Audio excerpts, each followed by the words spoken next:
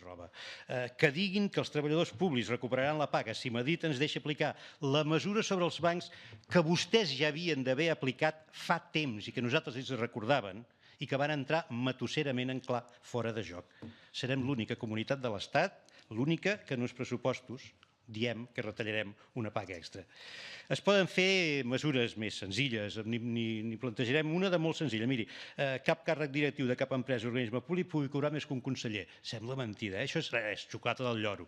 És un exemple. Vostè sap que hi ha alternatives, no només per retallar millor, sinó per ingressar més i per ingressar millor, sense haver de tocar les butxaques dels assalariats. Només rebaixant, miri, vostè em dirà que faig demagògia, només rebaixant un 10% la norma bossa d'evasió fiscal que tenim en aquest país, tindríem més que el que vostè ha estalviat en el capítol 1. Però mirem els llocs de treball. Des que vostè és consellera el 2011, s'hauran perdut a la funció pública 8.328 llocs de treball.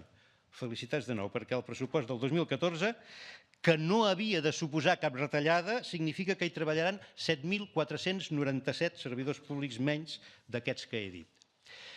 I el que encara és menys digne és que són els pressupostos més socials de la història, que algú ho ha dit, ho he sentit, perquè no només els números, vostè no ho ha dit, ho va dir en el govern, repetidament, no només els números de diners invertits en els serveis a la societat, no ho confirmen, sinó que les quantitats de servidors públics que s'hi destinen i els que es retallen deixen en evidència aquesta afirmació.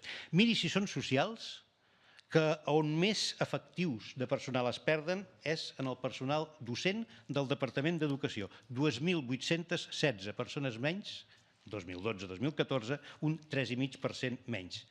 I si bé és cert que en salut només es perden 353 persones, només un 0,5%, també ho és que s'està fent una negociació gestor a gestor que intenta imposar un increment del còmput d'hores laborals de 1.599 a 1.664 hores anuals.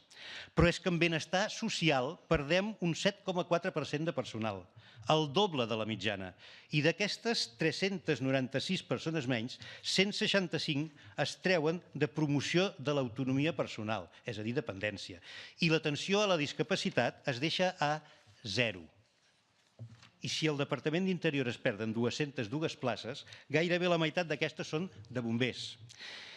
I si el tema més essencial per garantir l'estabilitat i la justícia social és la lluita contra l'atur, fixi's vostè, que ho ha dit al començament, reactivar l'economia i fomentar l'ocupació, en el Departament d'Empresa i Ocupació es perd un 9,3% de personal, 446 persones, de les quals 138 corresponen al Servei d'Ocupació de Catalunya. Pressupostos socials de què, senyora vicepresidenta? Pressupostos socials de...